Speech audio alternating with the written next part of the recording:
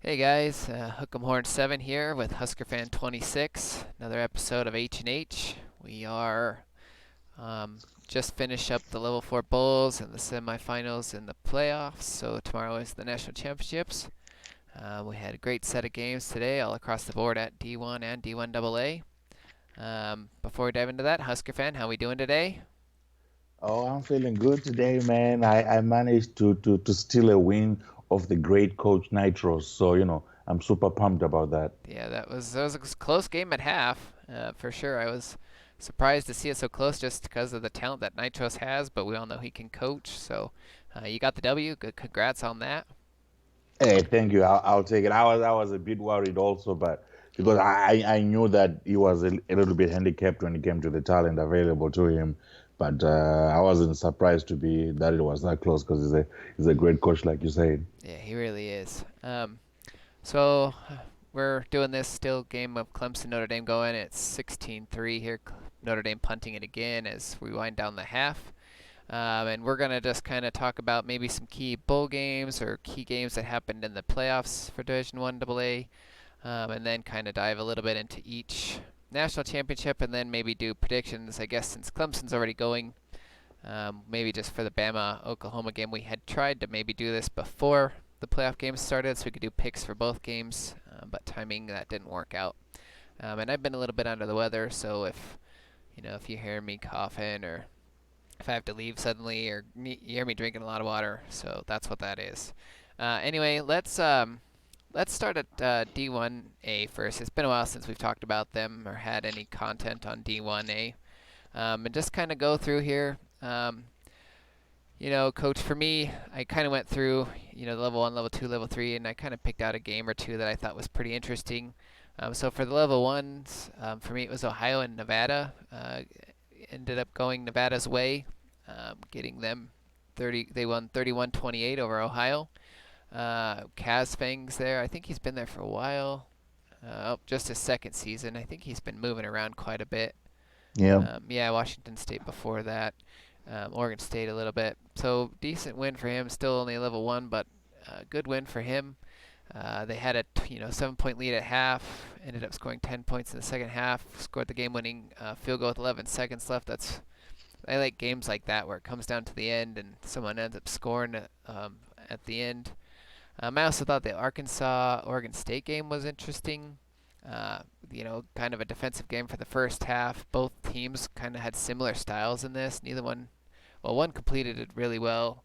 Um, Arkansas completed well. Oregon State didn't, but they held around. With that rushing attack that they have.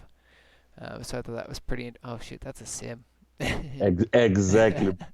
Both teams are Sims and they had that type of a game. So if anybody's looking for a new team or looking to move up, Well, and I thought Arkansas I is thought option. Arkansas was a sim, but I did think someone was still at Oregon State. That Pac-12 just shifts around so much because it's such a hard area to recruit for. Arkansas I did know was a sim, but I didn't know Oregon State was. Anyway, we'll move on. Level two bowls. I liked Utah, Colorado State. Colorado State's still building up. You got Husker at Utah. Um, Game separated by 7 points. It was kind of one of those of tale of two halves. Colorado State had a huge first half lead and then blew it in the second, or nearly blew it in the second half. Gave up 27 points in the second half, but they had enough of a cushion and just kind of kept staying ahead enough that it wasn't enough for Utah to come back, even despite scoring the final 10 points of the game. And then they scored with 5 minutes left. Thought they had a chance to go down and score. They did get as far as the 11, but then had a penalty taken back, and just ended up not being able to convert on a fourth and super long. And then Bowling Green and San Diego State. I really liked that game too for level two. This one went to overtime. Bowling Green 13-1, San Diego State. You'd think with the 9-5 it wouldn't be all that close, but I think playoffs and bowls, all of it, it's kind of hard to game plan for because people can sometimes bring out all the stops or change things up, or sometimes the sim just doesn't work the way you want it to. But I thought that was a pretty good game. A lot of mid majors having some good games here. And then for level threes, I thought the comeback by Middle Tennessee State against Oklahoma State was interesting. The game ended up being separated by 10 points, but Oklahoma State had looked like they were going to roll, scoring 13 points in the third quarter, and then they just collapsed the other way, giving up 17 points in the fourth quarter to lose by 10. So that was kind of surprising. Another one of those games that's just kind of first half was almost seems completely different than the second half. And then I also liked the North Carolina Cal game. I believe this was a comeback too. Yeah, North Carolina just scored 27 points to Cal's 10 in the second half, put up over 500 yards of offense, 5 interceptions on 71 pass attempts out of Cal. I mean, you don't throw 5 picks, you definitely got a shot at winning that. Quarterback needs a little more strength, it looks like, for Cal. Otherwise, he's a pretty good quarterback, but could have completely won that game if they didn't throw so many interceptions. So maybe should have thrown it a little bit less. And then just real quick, level fives. I mean, there were a couple that were close at half. We talked about yours briefly, but nothing ended up coming out very close. Overall, a lot of the bowl games haven't been all that exciting. Do you think that's just is that a thing that's going to happen in D1A lately? I feel like a lot of the bowls haven't been all that good for the last several years. I think it just comes down to the matchups and who gets matched up with who, and that's about it. Like for the most part, once you get to level 3, 4, and 5, you're going to have some of the top level coaches in those ball games. Some guys drop from 4 and 5 down to 3. Like you end up having a Florida team down in a level 3 ball game when you would expect them to be, more towards 4 and 5. Same thing with LSU. So then it just comes down. It just shows how competitive it is at the D1A level. And then when you look at 4 and 5 level 4 and 5 ball games, you might have some mid majors come in there because they won their conferences, and those games are usually most likely going to be blowouts because of the talent discrepancy between the mid majors and the BCS teams. But for the most part, I think it's just a matchup thing, especially for this off season here or this post season here. Yeah, that might be true. That makes sense because you do have elites that they may be solid and stacked with talent, but due to all the other talent in the conference, especially like the Big 12, the SEC, the Big 10, things like that, teams are going to fall a little bit further. I felt kind of bad for all the mid-major conference champions there that made those level 4 bowls because they all just ended up getting throttled by all of them played elites. So not really a fair matchup for most of them there. Let's kind of look at the games that are coming up.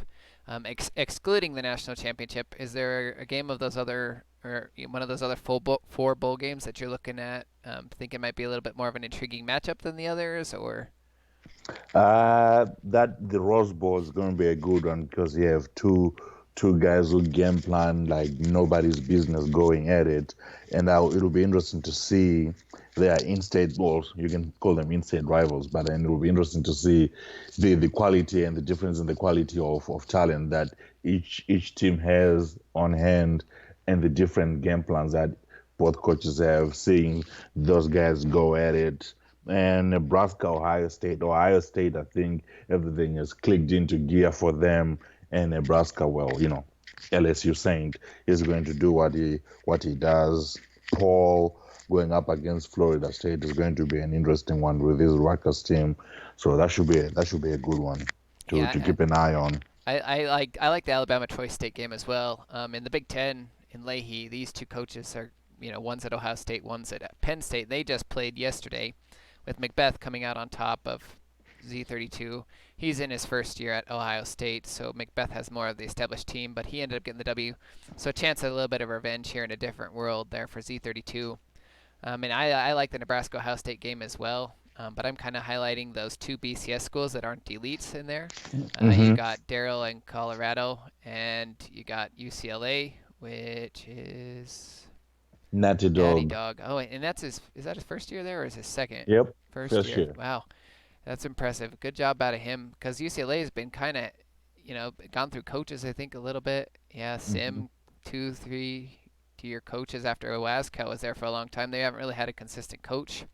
And then to go in and maybe the UCLA is the new Cal for the Pac-12 and is going to be the weakness of USC. But I think that'll be a good matchup. 2 coaches that I think it's even Daryl's first year at Colorado too, or second year, Yep. right? Yeah, so Yep. that's pretty impressive there for those two coaches to have made level 5 bowls in their first year. That should be a good matchup as well. Um, all right, let's dive into this national championship game. We have Schooley. Is it me or we? I don't remember which one he has here. Schooley me at Connecticut, 14-0, number one at Connecticut, taking on Jason Freeman, number 2 at Texas. Comes in with 13-1. His one loss coming second week to UCLA by 7. Um, Coach, what do you think about these games? What are maybe some keys for each team to get the win, or what are you thinking about the game as a whole? I think for this one, I don't really need to tell these guys what to do because well, I didn't make it there, they did, so what do I know?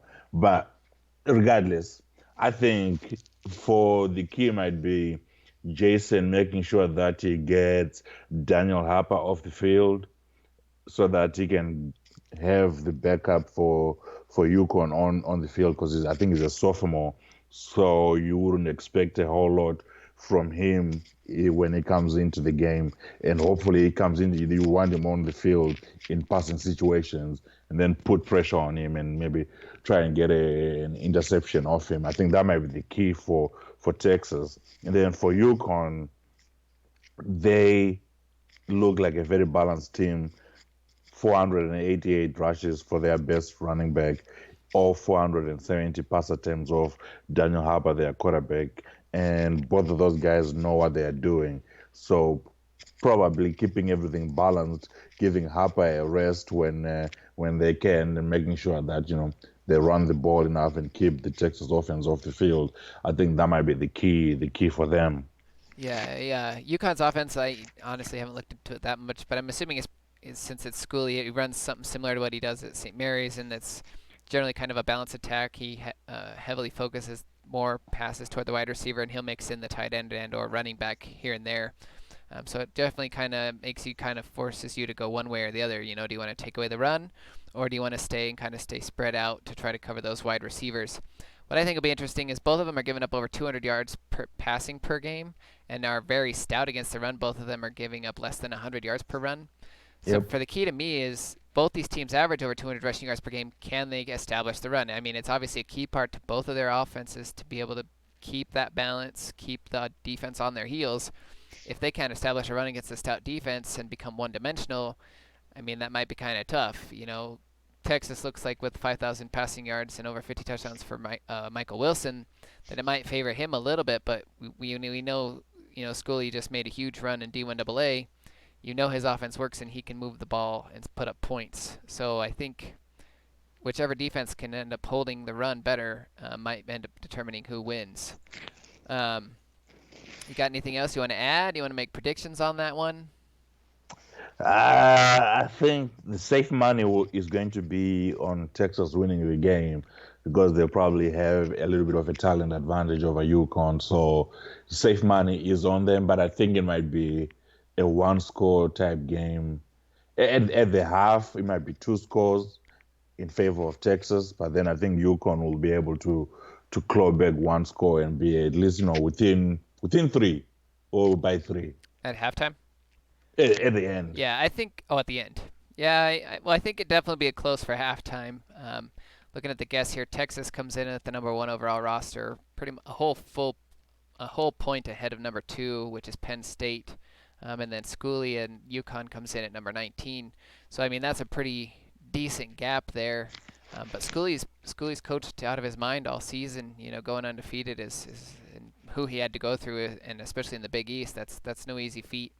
I'm kind of leaning toward Texas on this one as well. I think Schooley, it'll definitely be close at half. I think Texas might end up opening it up just a little bit in the second half. I think they win by 10, maybe something like a 48-38 kind of a score at the end of that. I think it's going to be a lot of offense. I think these teams have defense. I think the offenses are just so dynamic for both these teams that it could turn into a little bit of a shootout. hmm Well, I hope it does. Yep, everyone likes to see the points, right? I love Yep. watching the Wiscast and just watching those lines go back and forth and back and forth. 3 and outs aren't any fun to watch, unless of course you're playing defense. Oh yeah. All right. Do you got anything else you want to say about D1? That's no, not really. I was keeping my eye on D1AA because there were a few games and few matchups that really had me going this time around. All right. Well, let's jump to D1 AA then. What were some games that you were kind of looking at then, or that kind of intrigued you as the playoffs went on? Very first round, FIU and Texas State. I mean, come on. These guys, I would have thought, like, I know the knock against Miami Hefe is, oh, he didn't hasn't done anything yet at this level. And I'm like, I think I say that this might be the year for him. I know he lost in the quarterfinals, but going in, I was rooting for him. And off the bat, the game, he won the game by 2 points, a win nonetheless. And if you look at the total yards, the teams were pretty much close to each other. He did well enough to get out there, beat Texas State, who usually safe money says, expect them to go deep. And then went into the second round, he faced Dayton and managed to again get the job done because, that's what he does. He's a hefe for a reason, right? Right. So he goes into the second round, takes care of them, and then he comes up against the juggernaut that is Northern Iowa, and he got a bit of a shellacking, which was slightly disappointing. I would have expected him to again be a little bit closer at the end of it all. He was dominated on all fronts, which was somewhat not surprising, but a bit disappointing. Again, that for me was interesting. And then he had Nova's run all the way to the final, the game against Texas Southern. That come on now, that was a good game. It had me on the edge of my seat for the most part. And then you had the game against St. Mary's. I think that was today, and that one St. Mary's was cruising, and my money was on them finishing the job in the second half.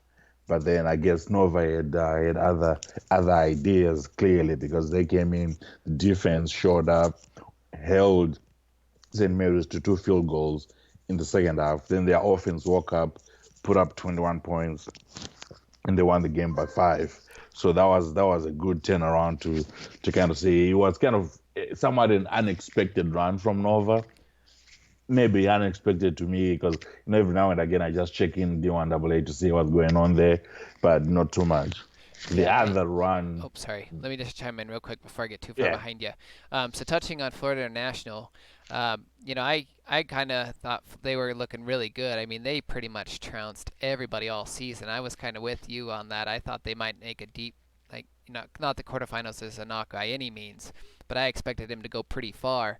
And then it just seemed like after that conference championship, he kind of sputtered out. I mean, he lost that by 3, barely won the first round, barely won the second round, and then in that rematch against you and I, just got like you said, he just it wasn't the same team. Um, and then touching on Villanova, I had them. Let's see, when did I think that Villanova was gonna lose on my predictions? I had them losing to Texas Southern because it was another one of those rematches, and a lot of teams have not seemed to fare well in the rematches in Wilkinson this hmm year. And he beat him first week of the season. Texas Southern looked like they were kind of gaining momentum. So yeah, I wouldn't necessarily say Villanova's run was surprising, but I mean I guess yeah, I'm kind of with you in the sense that I had them kind of going out, quarterfinals as well, and here they are in the national championship. and that I think that's always great to throw a monkey wrench into the mix, just to throw off people who try to make predictions out here. That's Well, why I try to avoid those. I'm doing terrible. I got one semifinal game right, or one quarterfinal game right. Neither of the semifinal games right. I'm like, I pretty much should just give up. And this is probably the worst year I've ever done predicting. And I've done them more or less every year. Let's see, I have them all still here on challenge. So I've done them since 135. I mean, I've hit or missed several in there, but I've done 4, 5, 6, 7, 8, 9, 10 years, and I'm pretty sure this is the worst I've ever done. It's not even close. All right, sorry to cut you off. Is there anybody else that you were looking at, or any other games in particular that you were looking at? Well, we have to talk about your run. I remember at the beginning of the season, I think you said your aim was to make it to the Yep. quarterfinals, and then you'll be happy with that. And I think I said something to the effect of we will hold you to that standard. We expect nothing less. And then you decided to get to the quarterfinals and then go past the quarterfinals and go all the way. We were all happy for you because we were starting to doubt your abilities out here. You're out here putting content out, talking about other people. So, we were expecting a bit more from you. You can't just be out here talking about other people and not doing it yourself. So, pretty happy to see you do it. And you were serious about it. After that 51-7 or so loss early on in the season, I was like, I don't know about the quarterfinals. And then once we got to the playoffs, first game against Colgate, you were like, you know what? I'm gonna show everybody that my offense is for real. 640 odd total yards. Your defense was like, hey, we want to be, we want to be in the mix also. So we are going to try our best to make sure we're in the mix. Still, they gave up 41 points. Not the best, but they still managed to get the job done. Get you that W. Then we're like, okay, maybe that might have been a fluke. Let's see that the next game against Youngstown State, an opportunity to get some revenge. And guess what you guys decided to do? You decided to stomp the crap out of Youngstown State. You were like, I will remember the first game early on in the year. That was a we wanted to fill you guys out. Now that we know how to take care of business, we're gonna take care of business. And you guys put up 45, held them to only 20, under 300 total yards, and you again put up more than 500 total yards. And I was like, okay, maybe they figured a few things out. You were passing and running the ball pretty well. Defense was still doing all right. The pass wasn't working against your defense. I was like, okay, okay. I say you hook 'em. Northern Iowa, though, come on, man. You made it to the quarters already. That's good enough. You coming up against Northern Iowa. I almost put up the house on Northern Iowa winning this one. I know you're my guy and all, but come on. This I thought this was gonna be easy money. And I guess you guys decided to say, nah, we want to go to the ship because that's what we do. First half, I wake up, I check this my team, then I just look around just to see how everybody else is doing. And I see 20-0. I was like, I'm still dreaming. Come on, man. Wake up, wake up. So, I had to rub my eyes again to make sure that I was up. And I looked, oh no, it is 20-0 for real. And then I was like, oh, I can't wait for the second half adjustments. And you lost the second half. And I was like, oh, is this going to be a big disappointing day for the Indiana State guys here? And you guys managed to hold it together and bring the W home. Pretty proud of you guys. Yeah. Well, thank you. I'm pretty happy where this team went to. I was pretty hard and set on that quarterfinals, and then I was Colgate. Their offense scared me a little bit. I was happy to get that W, and then when I saw we were getting Youngstown, obviously getting beat 51-7. That first game, I was baffled. I had no idea what to do on offense. I didn't. I think I put up. I don't even think I put up 200 yards of offense against him in that first game. So I went into that game with absolutely no idea of what to do. Just kind of changed some things up, and it ended up working. So I was pretty happy about that one. And then it just seemed like it was Gateway Conference play all over again. We matched up then against Northern Iowa right after that. We didn't play this year, but was happy that that turned into a defensive battle. I usually don't check my scores until like at least 5 a.m. because I really sometimes it affects me. Like if I'm losing and I'm like, what is happening or whatever, or if I'm winning, I get excited. I'm really not trying not to check the scores until at least starts to see the sun come up.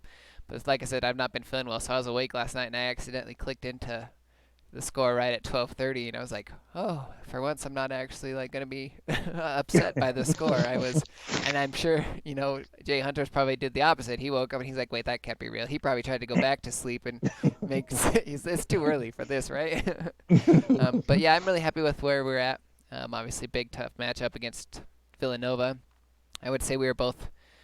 I would not have expected this to be the national championship game at the beginning of the season, or even probably 2 or 3 rounds into the playoffs. I mean, with Youngstown that was still in there, Northern Iowa still in there, St. Mary's, these teams that are constantly competing for this national championships, that's who you're expecting to be there. And not only that, but it's number 6 versus number 13, so it's not it's not 2-1 seeds, it's not top whatever top 5 rosters even in guess. I think I'm number 7, he's number 11. I think Daryl pointed that out in Slack or something to that effect. So we're not 2 teams that were expected to be there. So make for a pretty exciting game. Do you got predictions for that? Uh, I don't know, man. Like both teams look fairly evenly matched in my view. You guys both you run the ball well enough, you throw the ball, you put the ball in the air well enough. Defenses know when to get engaged and stop people from taking care of business against them. I think it might come down to somebody missing a field goal. And looking at your kickers, the Nova guy has missed 7, your guy has missed 3. I think that's what it might come down to, really. Like somebody misses a field goal somewhere along the line, and I think that'll be the game. I think it's going to be a really close one, and I think you might win it by a field goal. All right. Well, thank you for the kind words. I'm taking a little different approach. I've doubted both of our teams really since the quarterfinals. I don't think I had me winning since the quarters. I didn't have Nova winning since the quarters. We both obviously keep winning. I like the road we both went through. Neither one of us went through really, an easy bracket per se or anything really like that. I think we went through, about equal roads to get here. I've doubted Nova, for a long time. So I'm gonna call him to win this game, as much as I would like to win this game, and I want to call myself. I don't think we're gonna be able to get it done. He's just, playing fantastic on both sides of the ball and been pretty consistent. I think he's going to win, and I'm going to say another high-scoring matchup, maybe like a 42, kind of 38 game, Villanova winning that one. Do you got anything else you want to touch on before we maybe do real quick picks on Alabama, Oklahoma? Oh, once recruiting starts, if I end up bumping into somebody on the same recruit, could you just drop out so that I can look them up? I would greatly appreciate that. Recruiting seems like a long time away. I kind of posted, in one of my posts I did that the season seems like it kind of flew by really, like with the holidays and everything. I feel like the season just went super fast. The playoffs have gone extremely fast. And for some reason, whatever reason now, it feels like recruiting's a long ways away, even though I guess it's only about a week or 2 or whatever out now. So just got a lot going on, I suppose, between Wilkinson and Leahy, so that might be taking my mind off of it. Anyway, for the other playoff game we have today, it's Alabama versus Oklahoma. I think the spread right now, both these spreads for these games today was huge. And Clemson, just to update everyone, has a 23-3 lead at halftime, so that's about as going as everyone expected. Probably a little worse than expected. But the other spread for Oklahoma, Alabama is, it doesn't show it on ESPN. I don't know. I think it's a double. Oh, yeah, there it is. 14 points for Alabama. So who do you got, Coach? Oh, Bama all day by at least 20. Oh, man, you're going way out there, huh? And see, Dude. my gut says that. My gut says Alabama and Nick Saban, they're going to put it away. Even if Oklahoma has a lead like in the SEC championship, that they're going to get the job done, but there's something I can't shake where that's telling me that everyone's doubting Oklahoma and that offense might do more than people are expecting. This isn't the typical SEC kind of run at you and then hope to throw on third down offense. Like, this is a team that, I think when they played Texas, they were averaging something crazy like 11 passing yards per pass and like 8 rushing yards per attempt or something astronomical. And I don't expect them to obviously do anything remotely close to that against Alabama. But those numbers, I mean, they speak for themselves. This offense is absolutely dynamic. You've got so many weapons to worry about. You can't just focus the running back and one wide receiver. You've got to worry about the quarterback, every wide receiver. They have 2 backs, 3 backs that can run the ball. So I'm actually picking Oklahoma on this one in a, I guess, a quote unquote upset. And based on the spread, I don't think it's going to be by a lot. But I think Alabama's going to win this one, or excuse me, Oklahoma wins it by a field goal. No, no, they are I going mean, to if I'm get. picking this game the same way I'm picking the Division One AA playoffs, I mean, we might as well. It's not going to matter. They are um, going to get creamed. It'll be a joke. I hope not. Because the way this other one's shaping out, at least. I mean, I subscribed up for a free thing of Hulu for this. I need at least to get some entertainment out of this. Oh yeah, you're getting entertainment. Alabama putting up That's a not entertaining. I'm lot of sick of points. Alabama. I'm sick of the SEC. Sorry to all you SEC and Alabama lovers out there. Just the way I feel, but we'll see. I'm I'm telling you, I don't. man. I also don't want an Alabama Clemson like round 50. It's going to be 57 of because the coaches know how to recruit. They The do. coach, They recruit well. They have the experience of being in the playoffs, all the teams and all the coaches, and they do make great adjustments. I mean, everything does point to it happening again. I like, you know, parity or whatever the term is, that just maybe something different once in a while. I was really rooting for Notre Dame. I really was hoping Notre Dame would actually be better than everyone was expecting and actually be pretty good and make it. They were who I was rooting for overall because obviously I don't like Oklahoma that much. Alabama is kind of my second least favorite team. And Clemson, I don't mind. I'm just Dabo Sweeney to me is kind of he's a whiny guy, and I don't really like coaches like that. But we'll see. You're probably right. It'll probably be Alabama, Clemson, but I'm hoping Oklahoma pulls off the W. it's always good to have hope. I admire people who have hope. It's good for your health to have hope. Well, as a Man City fan, the way we played the last couple of league games, man, I need some hope because we're sliding there, dude. Hey, it could be worse. You could be an Arsenal fan and We could be a get United thrashed. fan. I mean, they're doing so great. Ooh. Ooh, man, I feel bad for them. Yeah, yeah. Everybody turning it around though. Hopefully, we'll see how they do too. All right, Husker fan. Enjoy the rest of your Saturday. Everybody else, thanks for listening. We'll try to get another show on. I know I've talked to at least one person who's interested in maybe trying to get in on the podcast. And if anyone else is interested, hit me up or Husker fan up with a site mail. We'd love to have people on if you want to do an interview type thing, or if you just want, have a favorite time of the season that you enjoy talking about, or want to, be on the podcast with us about. By all means, let us know. We'd love to have people on here who, if they want to help contribute and just BS around with us. Otherwise, everybody, have a great weekend. Have a good Saturday. Happy New Year, and we'll talk to you later.